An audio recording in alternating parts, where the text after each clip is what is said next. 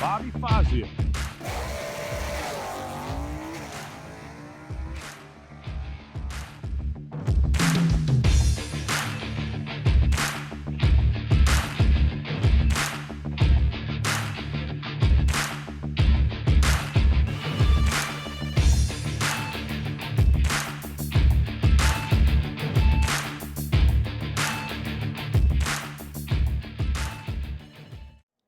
All right, we're here in the tower at Gainesville Raceway fighting through yet another rainstorm. I don't know how many this is today. I've never seen a state where we can go from blue skies to gray skies in a matter of minutes, rain to dry. So I'm kind of spying on Alan Reinhart here. I'm trying to learn something in the announcer's booth and see what it's like from the announcer's point of view. So we're just going to talk to him for a minute. Alan, what the heck's going on today with this weather? It sucks. That's pretty much. I think that covers everything. You know, Florida is notorious for if you don't like the weather, hang out 10 minutes and it'll change. But even for Florida, this has been crazy. You know, everybody's looking at their weather apps, and one day it says, okay, you know, tornado in the next 5 minutes. And then 5 minutes later, there's not a cloud in the sky. And then 5 minutes after that, it's tie down your awnings because here it comes again. And now it's raining about a drop every 6 inches, which is just enough to be annoying. Other than that, it's a perfect day. Right? So, Alan, where do you live? Phoenix, Arizona? Tucson, Arizona, yeah. I mean, you don't have to worry about any of Wildcats, this. not Sun Devils, Wildcats. I know, you're Arizona Wildcats, I'm Villanova Wildcats. Some years your Wildcats are better than my Wildcats, and this year my Wildcats are just awful. How are your Wildcats? My basketball Wildcats are actually pretty good. I think we're going to be okay. I don't know that we're Final Four bound, but I think we're going to go deep into the tournament. So. All right, I remember they gave us fits when I was back in school. But anyways, back to the racing thing. I mean, you've been doing this for how many years now? The first time I got on an airplane for NHRA was in 1991. I've been doing it pretty much full time since about 95 or 96. Wow, that's great. It's great work if you can get it there, sir. Well, NHRA has held in their history, I believe, 1,045 or 46 national events. I've been to over 750 of them. Wow. But you got to remember, in the early days, there was one a year. Then there was two a year. Then there was, you go a decade and there was only like 40 races to go to.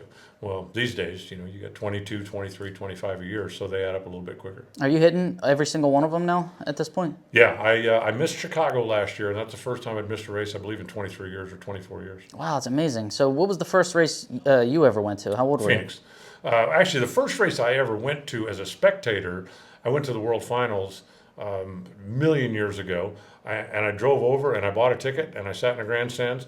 This was back in the day when pit pass was an extra charge, and so I drove. I had a 1970 Roadrunner. It was a 440 back car, the only car I had. Drove it to work, raced it on the weekends. It had a 488 gear in it, and I drove it on the street. And I really, really, really wanted to go to the World Finals. So I changed the rear gear and put a 323 in it so I could drive it on the highway, and I drove that car to Pomona. I bought a ticket on Saturday. I went in and bought a pit pass, went in, saw everything. And on Sunday, I went back and I thought, I don't need to spend that extra $10. I'm just going to buy a spectator ticket. I went, sat in the grandstand, never moved. I watched every car go down the racetrack from stock eliminator to top fuel. Wow. So you really took a liking to it, and then you got into announcing also. But when you were racing, I mean, you've raced the Super Street. What else have you raced? Well, I started by racing at the old Tucson Dragway, which was an AHRA track back in the day. Tucson Dragway, that racetrack closed. The Winter Nationals 1985 was their last race. I won Super Street there, by the way. I'm kind of proud of that. Phoenix had just opened. Firebird in Phoenix had just opened.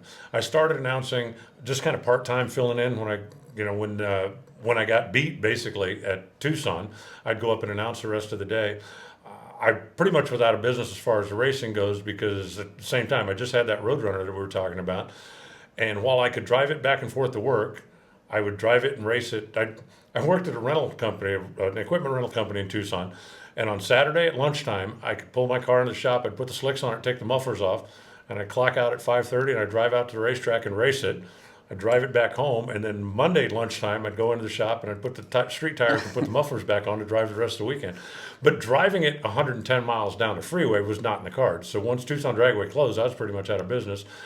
Jumped in the back of a pickup with some friends of mine.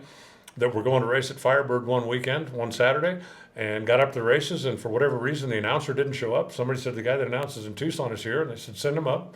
So I went up and I announced that, just a regular Saturday bracket race. The track manager at the time, the guy's name was Joe Thaden. He came up and he said, I need somebody I can count on. If you will come up here and announce, he said, I will pay you. And this was Wednesday night, streetcar night, and then Saturday night bracket racing. So I had to find a car so I could drive back and forth to Phoenix. I started working at Firebird, met some people, made some contacts, and here I am. The rest is history. That is awesome. I would love to keep talking to you, but it looks like they're trying to knock on the door here. I think they want you to do some work now, unfortunately, for me. But good for the racetrack. Maybe we're going to keep going here. No, they can wait, because every old racer in the world would appreciate this.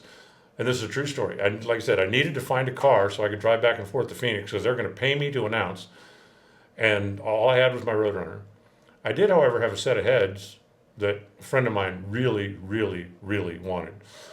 This friend had a microwave oven that this girl I know really, really, really wanted. And this girl I know had a 74 Pinto wagon. And so I got the Pinto, she got the microwave oven, he got the cylinder heads, and I drove that 74 Pinto back and forth to Phoenix so I could start my career as an announcer. Oh, True man. story. The Pinto. All right. Warren, what's the word out there? We getting ready to go?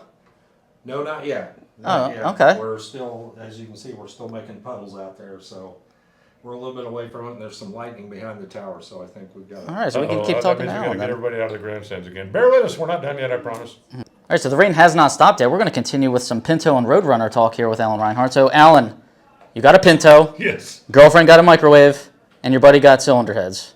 Yep, that worked out perfectly. And then there was a time, and I look at it now and I think it's hilarious, because I own a pickup that has 2 batteries in it. I own a car that has 2 batteries in it. My Mustang has a battery in it. My Barracuda's got a battery in it. Motorcycles have a battery in it. But there was a time in my life when let's just say I was struggling along financially, like most people were, I think, late teens, early 20s, trying to get established, trying to get out on your own, trying to get out of mom and dad's house and show that you can make it. That I had one working battery, and I would put it in the Pinto to drive back and forth to work Monday through Friday, and Friday night I would take it out of the Pinto and put it in the Roadrunner, because if I wasn't going to Phoenix that weekend, we were going cruising, and I'd have to take the Roadrunner to go cruising, and I'd drive the Roadrunner on Friday night, I'd drive it Saturday, and sometimes Sunday afternoon I'd park the Roadrunner, take the battery, put it back in the Pinto, so I could drive it to work on Monday morning. Now, what car were you running in Super Street most recently, or when you won your event, national event?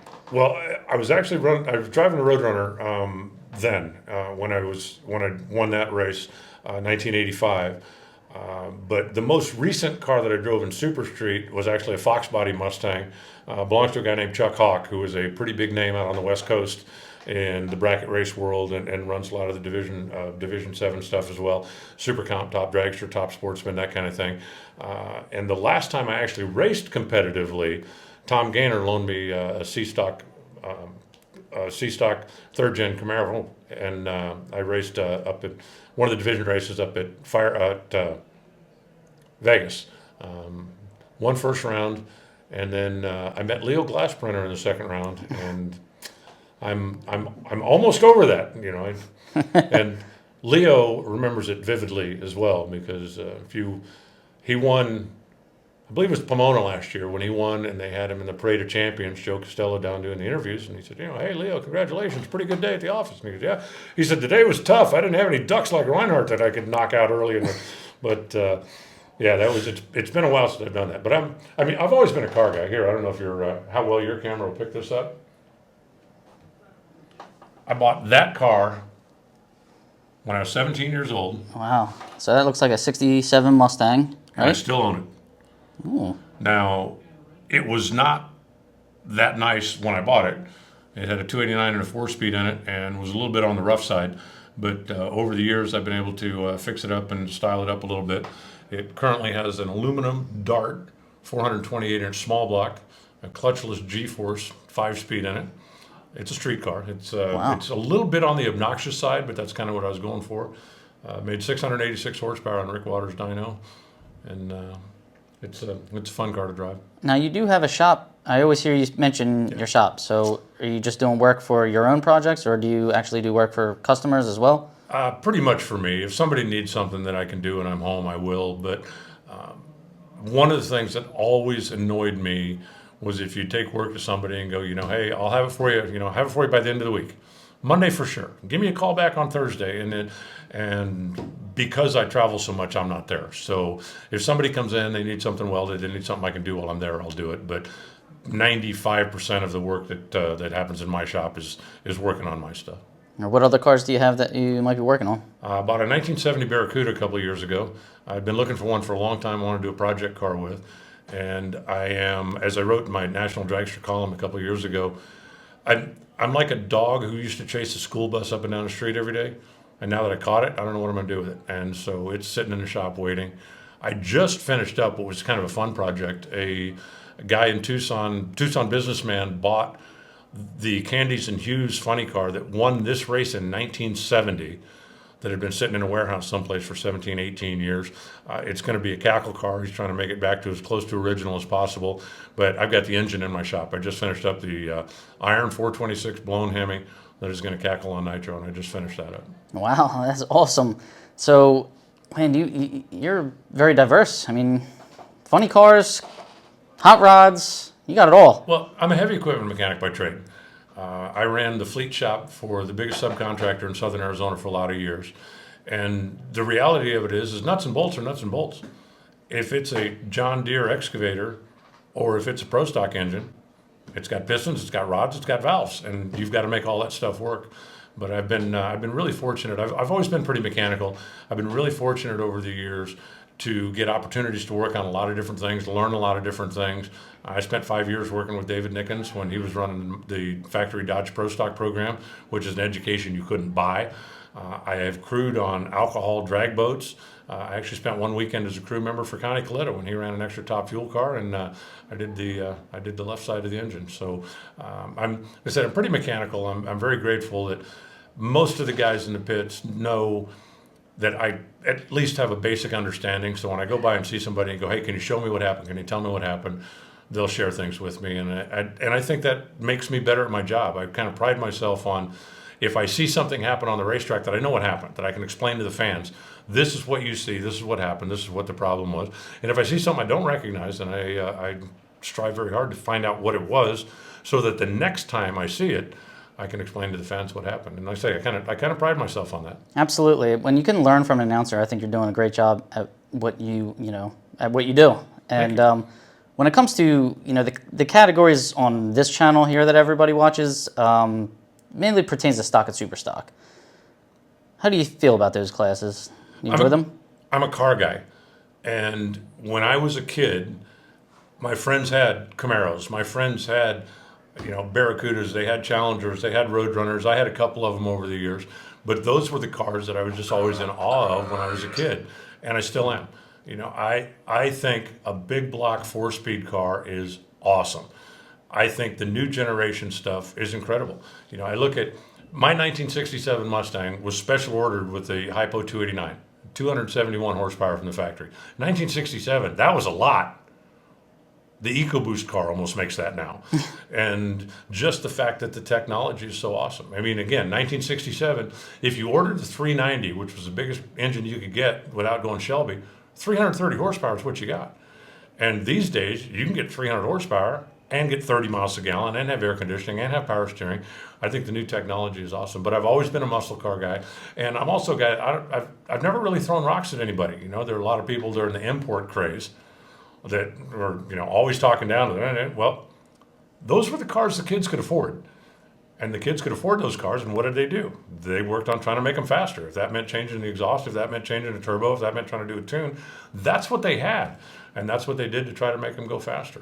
The new generation stuff right now is ridiculous. The fact that you can go to a dealer and order a car that has 700, 800, 900 horsepower, ridiculous. But I'm a car guy. And I have always and will always love the real deal cars that are out here racing. Big block, small block, the wacky stuff. The guy on the West Coast that's got a Pacer in stock eliminator. How can you not look at that and go, okay, there had to be beer involved when you decided to make this a race car, right? But it's a guy who's got a car who's trying to make it go faster, and I'm never going to fault anybody for that, no matter what kind of car they're driving. All right. Well, sounds great. You heard it all from Alan Reinhart. Here he is. We're hoping that this rain delay slows down in a bit. Let's keep our fingers crossed. All right, Alan, thank you again for spending some time with us. We really appreciate it. Thank you, and anybody can shoot me a note anytime. I am announcer@nhra.com. All right, you got it there. Thanks, Alan.